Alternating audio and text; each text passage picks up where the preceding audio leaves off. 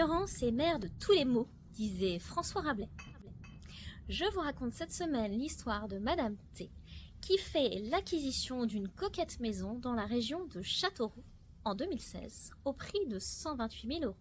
L'acte de vente est signé en juin 2017 et Madame T, nouvelle propriétaire, entreprend des travaux.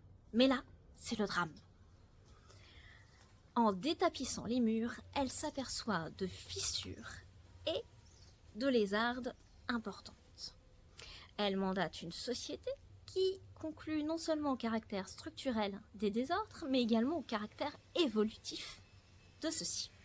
Madame T saisit donc la justice et fait nommer un expert judiciaire.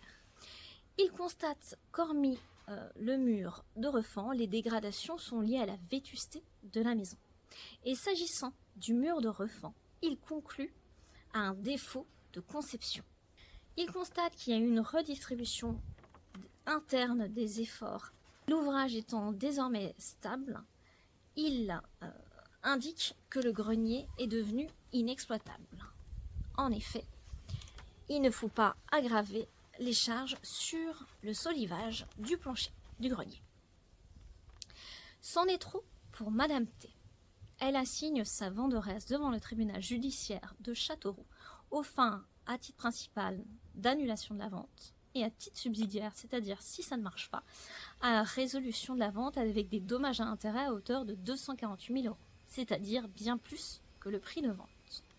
Cependant, et malheureusement pour Madame T, tant le tribunal judiciaire que la cour d'appel la déboutent de l'intégralité de ses demandes. Madame T a véritablement le sentiment de s'être fait avoir. Elle décide donc de former un pourvoi en cassation. Devant la cour, elle invoque deux arguments.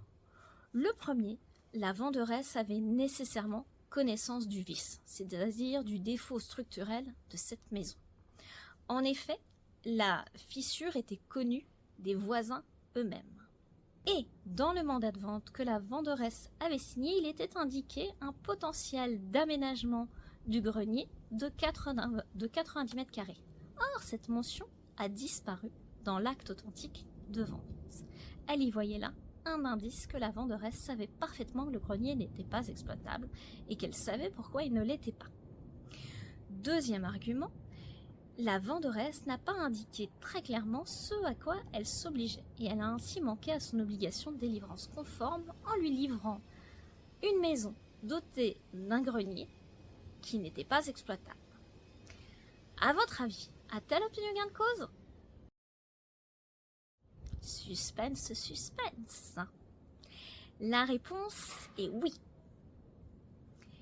Dans cet arrêt du 21 décembre 2023, la Cour de cassation casse partiellement l'arrêt. S'agissant de la question de la connaissance du vice, la Cour de cassation rejette l'argument. Cela relève en effet de l'appréciation souveraine des juges du fond. Ceux-ci ont estimé qu'il n'y avait pas de preuve de la connaissance du vice par la venderesse, qui était propriétaire de cette maison par suite du décès de sa mère. Elle en avait donc hérité, n'avait jamais habité dans cette maison et n'y avait elle-même jamais effectué des travaux. Elle pouvait donc parfaitement ignorer le désordre d'ordre structurel.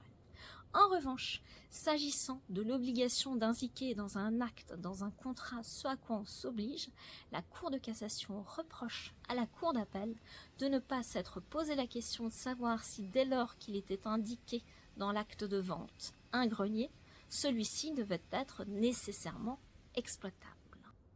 J'en tire une moralité. Dans les actes de vente, il est important d'indiquer au maximum et le plus précisément possible ce à quoi on s'engage. Cela protégera contre toute velléité d'annulation, de résolution ou de demande de dommages et intérêts de la part de l'acheteur. Cela permettra ensuite à l'acheteur de savoir très exactement ce qu'il a acheté.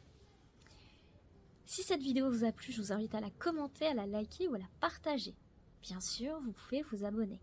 Quant à moi, je vous dis à la semaine prochaine pour une toute autre thématique.